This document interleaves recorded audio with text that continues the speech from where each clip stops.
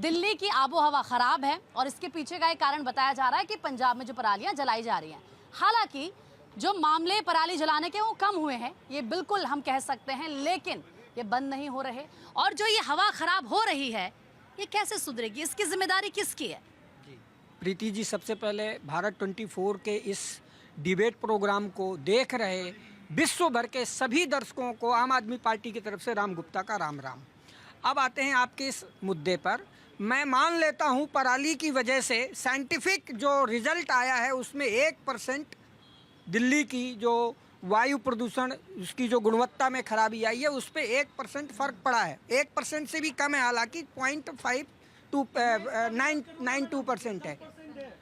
अब इस पर के अलावा जो 99% जो प्रदूषण का स्तर दिल्ली एनसीआर में खराब हुआ है, उसका असली कारण जब भारतीय जनता पार्टी के चारों इंजन से जब हम पूछने जाते हैं तो हमें 3 बातें मिलती हैं। और पहला मिलता है जब वायु प्रदूषण को लेकर के हम जब यहाँ दिल्ली के अंदर लगे हुए जो तंत्र हैं, उन तंत्र यानी जो मशीनें लगी हुई हैं, जो AQI नापने का जो मशीन होती है, उन मशीन के इर्द गिर्द जो है टैंकरों में पानी भर भर करके ये लोग जो है गोल गोल घुमाते हैं ताकि AQI का जो डाटा है वो मैनिपुलेट किया जा सके। ठीक है, एक मिनट, आप दिल्ली के ऊपर आ गए, लेकिन चलिए पहले पंजाबी पे चल लेते हैं। आप ही की सरकार है ना वहाँ पर।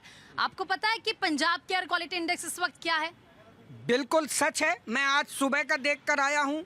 सुबह जो है थोड़ा ज्यादा था। कितना? बता तो 220 था और अभी थोड़ा ज्यादा होता है 220। आप गूगल कर लीजिए और मैं खुला चैलेंज करता हूँ, वर्ल्ड की जो भी संस्था जांच करने वाली हो उस संस्था को बुलाइए और कहिए, अगर वो कह दे दावे के साथ कि पंजाब की प्रदूषण की वजह से दिल्ली एनसीआर का प्रदूषण जो है खराब हुआ है। लेकिन अगर 200-250 भी है एयर क्वालिटी इंडेक्स जो कि पंजाब का, ये तो वहाँ के लोग भी तो जहरीली हवा ले रहे हैं। दिल्ली एनसीआर पे तो आप दूसरे नंबर पर आप आइए। बड़े बड़े वादे किए थे ना सर, उन वादों का क्या हुआ? मैं लौटूंगी आपके, ठीक है सर, मैं लौटूंगी आपके पास। आप कह रहे थे, उन्होंने कहा कि 1%, लेकिन सीधा सीधा ये 10% है। जी, एक तो मेरा नाम थोड़ा सा मैं त्रुटि ठीक कर दूं, प्रखर दीक्षित है। अच्छा, प्रखर। हाँ। जी सर, जो राम जी ने बात कही कि 1% है, ये बिल्कुल गलत है।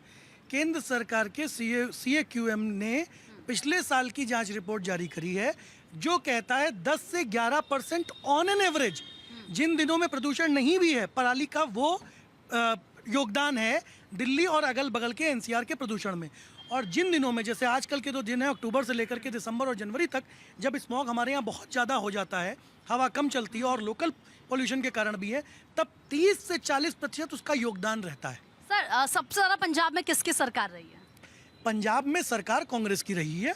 और इससे पहले क्या ऐसी सिचुएशन नहीं थी? बिल्कुल, मैं तो कह रहा हूँ 2011 या 12 से इस चीज को बहुत सारी एम्बेसीज ने हाईलाइट करना शुरू किया कि प्रदूषण बढ़ रहा है।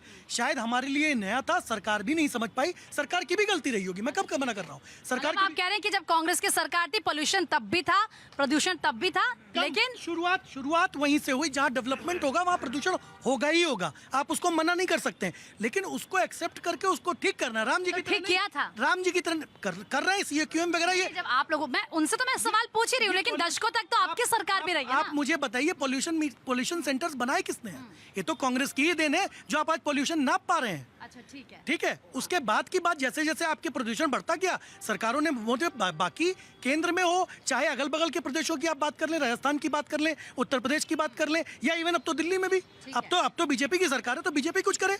वो तो सीधा सीधा कह रहे हैं जो पोल्यूशन सेंटर बना है वो तो कांग्रेस की देन है। अब आप मुझे ये बताएं कि आम जनता की क्या गलती है, वो ये जहर क्यों ले? और अब ऐसे में ऐसा नहीं है कि सिर्फ पंजाब में ऐसे हालात हैं, ऐसा नहीं है कि सिर्फ दिल्ली NCR में, उत्तर भारत में, यूपी में भी सर यही हालात हैं, बिहार में भी यही हालात हैं। तो इसके लिए आप लोग क्या कर रहे हैं? सर्वप्रथम तो प्रीति जी, आज पूरा देश एकता दिवस के रूप में जिस एकता के सूत्र में बांधने वाले उस महान पुरुष को हम नमन करते हैं जिनका 150वां जयंती मनाया जा रहा है, वल्लभ भाई पटेल जी को। और अपनी बात में प्रारंभ करता हूं। जिस तरीके से हमारे आपके मित्र कह रहे थे, मैं आपके मित्र से पूछना चाहता हूं, यही अरविंद केजरीवाल 10 वर्षों तक इस दिल्ली के शासन करते हैं और वो पंजाब के किसानों को कोसते रहते हैं, 10 वर्षों तक गाली देते रहते हैं, और आज उसी पंजाब की वजह से जो दिल्ली और पूरे NCR का हवा खराब हुआ है, उस पर आप कहने को कुछ तैयार नहीं है। आपकी मानसिकता ये रही है तुष्टीकरण की राजनीति करने के लिए औरंगजेब और बाबर को अपने आदर्श मानने वाले और अपने विधानसभा में अपने ही नहीं पूजा जी हमारी प्रीति जी और अपने कार्यालय में टीपू सुल्तान की तस्वीर लगाने वाले आज कह रहे हैं कि पटाखों की वजह से, सनातनियों की वजह से इनके बड़े बड़े लीडर।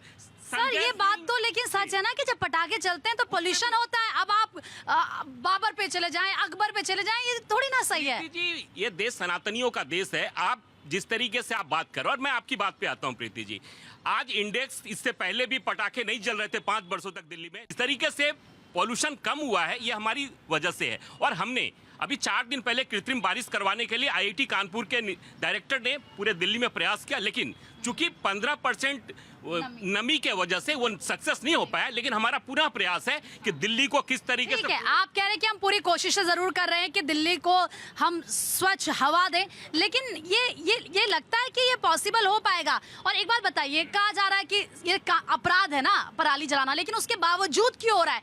निगरानी की जा रही है, कह रहे जुर्माना लगाया जाएगा, गिरफ्तारियां तक हुई जाएगी, लेकिन कुछ होता नहीं है क्या जमीनी स्तर पर? इसीलिए सिचुएशन ये बन जाती है। हाँ प्रीति जी, आप देख रहे हैं कि किस तरीके से ऑक्सीजन के अंदर जहर है, और देखिए हम लोगों के अंदर भी है ना ऑक्सीजन के जरिए वही जहर जा रहा है, लेकिन फिर भी हम लोग ये चाहते हैं कि बेशक हम इस ऑक्सीजन को जहर के साथ अपना ले रहे हैं, लेकिन बाकी जो जनता वो हमारी सुरक्षित रहे, कम से कम उनको तो स्वच्छ ऑक्सीजन मिले।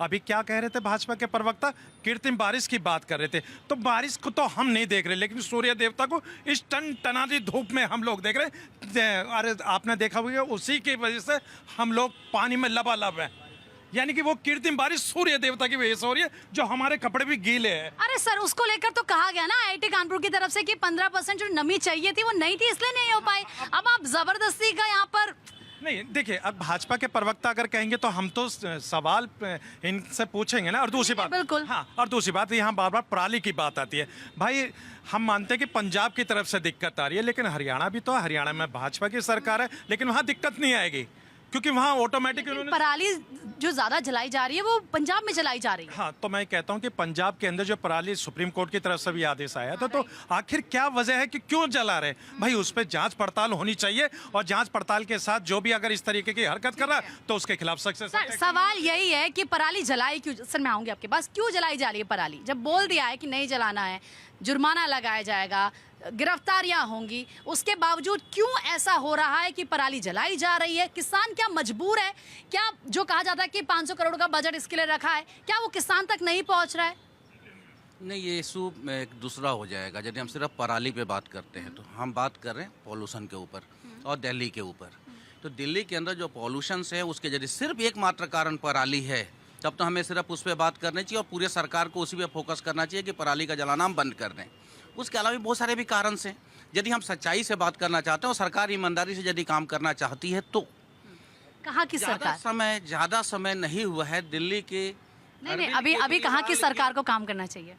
देश की सभी सरकारों को काम करना चाहिए, जनता के लिए सभी राज्यों में बैठी हुई सरकारों को काम करना चाहिए, केंद्र में बैठी सरकार को उनकी मदद करनी चाहिए। पंजाब में भी करना चाहिए ना पराली जला? हर जगह करना चाहिए, हर जगह करना चाहिए। मैं ये कहना चाह रहा हूँ कि दिल्ली के अंदर ज़्यादा अभी नई, ये तो अभी नए हैं, ज़्यादा पुराने तो हुए नहीं हैं अभी, अब बड़े लंबे 27 साल बाद आए थे, तो इसमें तो जनता को ज़्यादा उम्मीद थी कि बहुत इंतज़ार किया है, अब आए हैं तो शायद सच्चाई पे काम करेंगे। मैं जानना चाह रहा हूं कि अरविंद केजरीवाल की सरकार के रहते हुए यही भारतीय जनता पार्टी के प्रवक्ताओं के गला सूख जाते थे चिल्लाते चिल्लाते कि आम आदमी पार्टी अरविंद केजरीवाल बहाना बना रहे हैं, कभी पंजाब का रोना रो रहे हैं, कभी हरियाणा का रोना रो रहे हैं, ये खुद काम नहीं कर रहे हैं। आज क्या हो रहा है? आप पंजाब क्यों याद आ रहा है?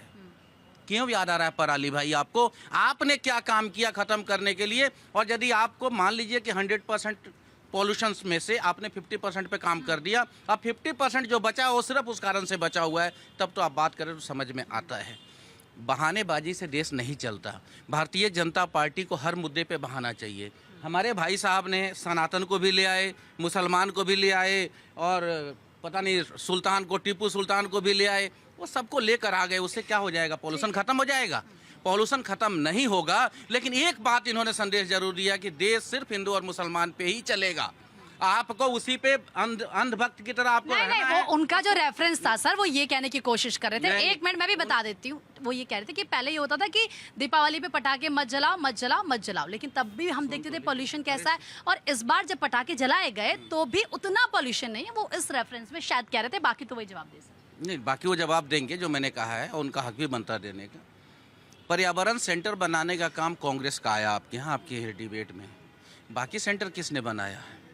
इस देश में बने हुए जितने भी सेंटर्स हैं, किसने बनाया? एक सेंटर तो बताइए जो देश को भारतीय जनता पार्टी ने दिया है। हाँ, एक दिया है, एक सेंटर दिया है, हिंदू और मुसलमान। ठीक है सर, 5 मैं आपके किलो बस राशन- बस आपके पास एक बार मैं एक मिनट बस एक बार आप जवाब दीजिए। देखिए प्रीति जी, मैं अपने मित्र को क्या बताऊं। मित्र 27 वर्षों बाद दिल्ली में हमारी सरकार आई है। आपने देखा हो कि लोक आस्था का सबसे बड़ा पर्व छठ को जिस तरीके से हम लोगों ने संचालित किया पूरे एनसीआर में, इंक्लूडिंग दिल्ली, और वो स्वच्छता का प्रतीक था। पहले यही छठ को आपकी सरकार में इसलिए नहीं होते थे कि चूंकि पॉल्यूशन की वजह से, और हम लोगों ने नियमित तरीके से छठ को सुचारू रूप से नहीं नहीं, किया। छठ तो सर पहले भी होता था। ऐसा नहीं नहीं, यमुना की घाटों पे पिछले साल छठ नहीं हुए थे प्रीति जी, छठ इस बार हुए हैं। पिछले बार बैन कर दिया था दिल्ली सरकार ने, और इस बार चूंकि पॉल्यूशन की वजह से इस बार छठ में यमुना की घाटों पर, और हमने यमुना की सफाई भी की है, वो पॉल्यूशन की वजह से ही किया। और हमारे मित्र कह रहे थे ना, ये कांग्रेस की। साहब ये बताइए, देश की आजादी के बाद पहली सरकार किसकी थी? कांग्रेस की थी। तो कौन निर्माण करता?